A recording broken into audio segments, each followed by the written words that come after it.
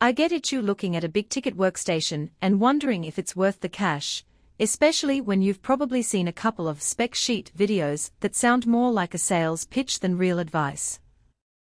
You want to know if you'll actually feel a difference in your day-to-day projects, or if you'll end up with a pricey box that sits idle. Link is in the description if you want to check the product details on Amazon. Let's walk through the ThinkStation P5 the way I'd explain it to a friend who's about to make the call. First, the hesitation most buyers feel comes from the fact that workstations sit at the intersection of high-performance computer and enterprise-grade reliability. It's not just about raw numbers, it's about whether those numbers translate into smoother renders, faster simulations, or less time waiting on file transfers. The risk of buying the wrong thing is real. You could splurge on a Xeon-powered tower only to discover your workflow actually needs a beefier GPU, or you might end up with a machine that's overkill for a solo freelance setup and ends up gathering dust. Workstations like the ThinkStation P5 are built for people who treat their PC like a production tool rather than a gaming console. If you spend your day in CAD, 3D modeling, video post-production, or data science pipelines, you need a platform that can handle sustained loads without throttling. That's why manufacturers put Xeon CPUs, EC-capable memory, and enterprise-grade storage into these boxes.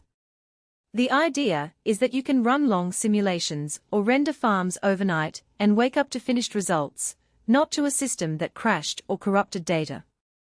The ThinkStation P5 you're looking at ships with an Intel Xeon W3 2425, a 3 GHz 6-core processor with a 15 MB cache.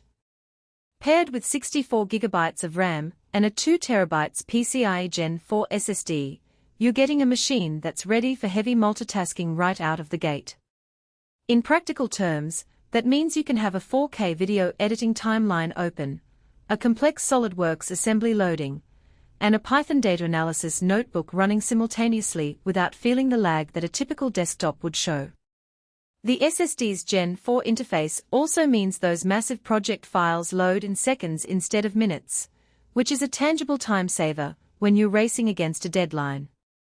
Who should seriously consider this rig? If you're a professional engineer, an architect, a VFX artist, or a researcher who runs CPU-intensive simulations, the Xeon's reliability and the Workstations certification for professional software make a lot of sense. It also fits well for small studios that need a single, dependable node to serve multiple artists via remote desktop.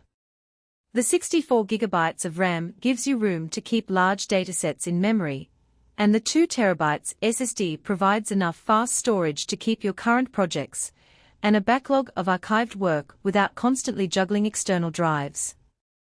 On the flip side, if you're a gamer, a hobbyist coder, or a content creator who relies mostly on GPU acceleration, say, Blender cycles, or Unreal Engine, this particular configuration might feel a bit off balance. The spec sheet doesn't list a dedicated graphics card, so you'd have to budget extra for a professional GPU to get the most out of the Xeon. Also, if you're a solo freelancer who only works on modest 1080p video edits or basic 3D modeling, the dollar price tag of a Xeon workstation could be better allocated toward a higher-end GPU in a consumer-grade tower, where you still get strong performance for a fraction of the cost. Now for the practical strengths.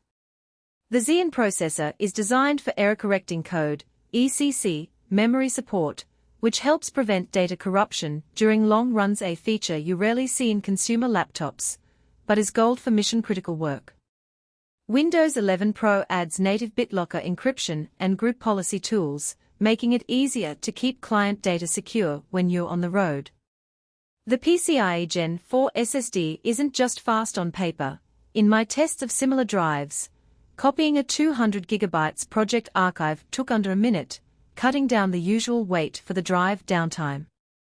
The chassis itself is serviceable. You can open it without special tools and upgrade RAM, or add extra storage without voiding the warranty, which is a practical benefit if your needs grow over a few years. As for the downsides, the first thing that jumps out is cost. A Xeon workstation with these specs usually sits well above the price range of high-end consumer builds, and the value proposition hinges on that extra reliability and certification. Second, the lack of an integrated workstation GPU means you'll need to purchase a separate graphics card for any GPU-heavy tasks, which adds both expense and heat output. Third, the tower's footprint is